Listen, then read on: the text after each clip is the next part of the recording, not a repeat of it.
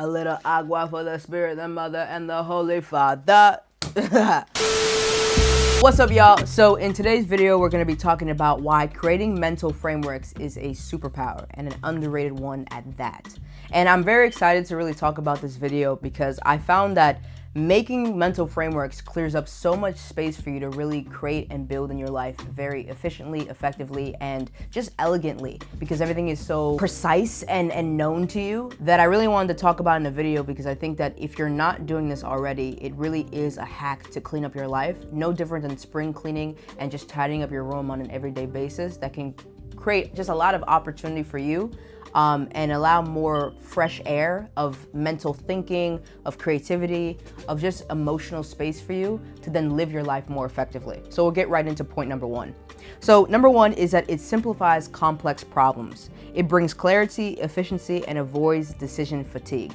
One thing I found about living life is that you tend to deal with the same sets of problems and challenges in your day-to-day life. And not to say that it's just problems, but it's also opportunities to develop yourself as well, whether it be skill sets, passions, purposes. I see these all as puzzles that you try to complete and understand. So when I say problems, I mean really puzzles, whether it be good or bad. And I think that when you start to realize that even as early as age 5, we're already taught to do things like pattern recognition. Do you remember having that sheet of paper where you had to circle what was different and cross out the things that were the same? I realized that life itself is made up of those same patterns, and we can use them for more negative things like stereotyping or discrimination or outcasting people. But if you use the tool as it is, a neutral tool in terms of your favor, it really allows you to be more introspective and notice the occurring trends that exist in your life as well. If you find yourself falling into a certain type of habit or being attracted to a certain type of environment or community, these things give you clues to better understand yourself and then eventually master yourself on a whole level.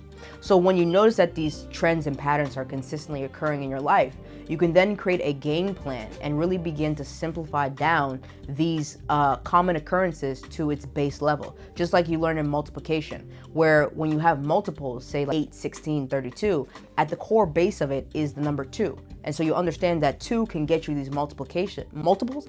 Damn, that word is fucking me. I think that might be a common trend in these videos, that I'm gonna have a word that I've said before many times, but for whatever reason, it just gets Mike Tyson gloves on and punches me in the face. And that's okay, because that's life.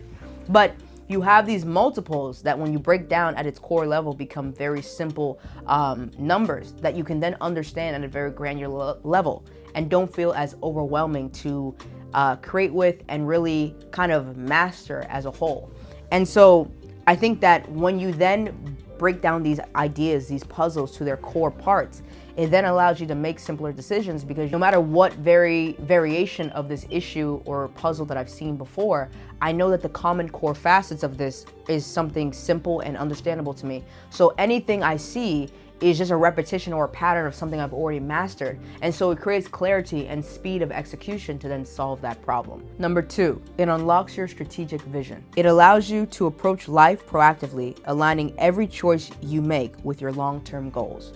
One thing about creating mental frameworks is that it really also allows you to gamify life as well. Oftentimes when you're going through new levels in a video game for the first time, it can feel overwhelming and take so long to really figure out how to win. But when you repeat that game, you realize how simple or easy it is to make it through that level with the same amount of difficulty as before. The only thing that changed was your knowledge and experience in dealing with that level. And so when you start to see the game of life from a more, I guess, spaced or zoomed out perspective, you can be more of a chess master with building and creating the life that you want, whether it be with dealing with daily problems, strategizing for goals, or really understanding the habits that you have currently that make or break the end goals that you desire. It also allows you to not take life and the things that come with it so seriously, because it all feels like, again, a game that you've played before. And it gives you, like I said before, clarity in creating those decisions for yourself, because you're not so overwhelmed with the idea of it being a new outcome or a new obstacle or a new puzzle that you have to face. It really lets you feel like a bit of a mad scientist in the choices that you make. One thing that I've always said for myself personally is that I want my life to feel like a Maxwell song. And if you don't know Maxwell, you better know him. Go look him up. He's a fantastic R&B singer, a 90s legend.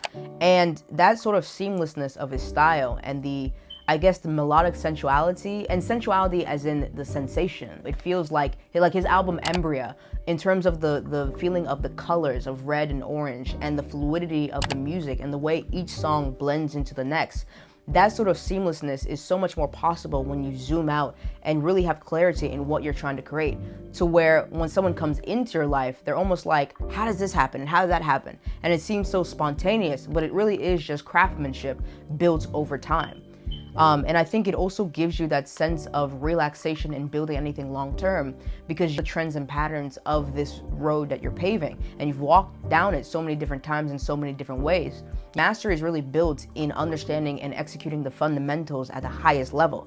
And that seamlessness comes from blending things together because you understand it to its core value and connect the pieces together. So whether you want your life to be like a Maxwell song, or you want it to be a bit more cooler, a bit more staggered or distinct, it can be whatever you want, but the blessing of building a strategic vision by having a mental framework allows you to then gamify and really customize your life like it is a game of Sims.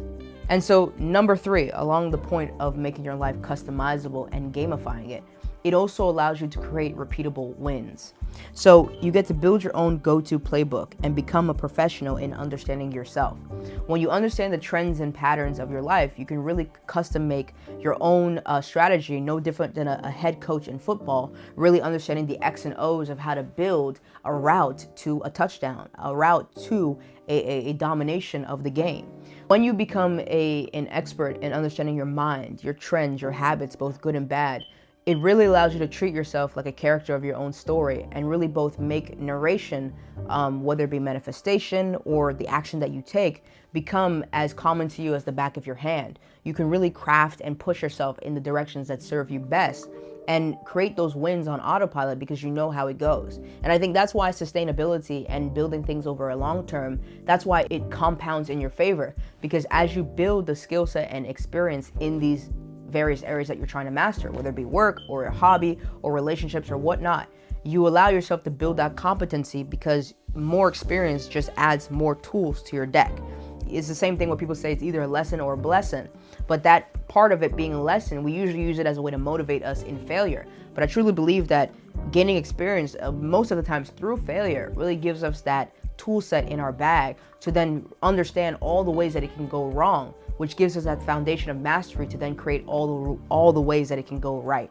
So I believe that when you create a mental framework for yourself, or a set of them, you really can customize and organize your mind no different than you would your house or your car, and really treat it like a video game within itself, because it allows you to have so much more efficiency, clarity, and just mastery of your mind that then allows you to easily create things in your life because you're not disorganized. Mental frameworks can really be such a great safety net and handhold in the chaos of life, because I think in this world, the one thing that you can really expect is that you'll be able to master yourself within a lifetime. It may not happen, but I think it's the most likely thing that you can lean on in this lifetime rather than trying to control the world. I think the most likely thing to occur is learning to control yourself. So I hope that was helpful, and peace.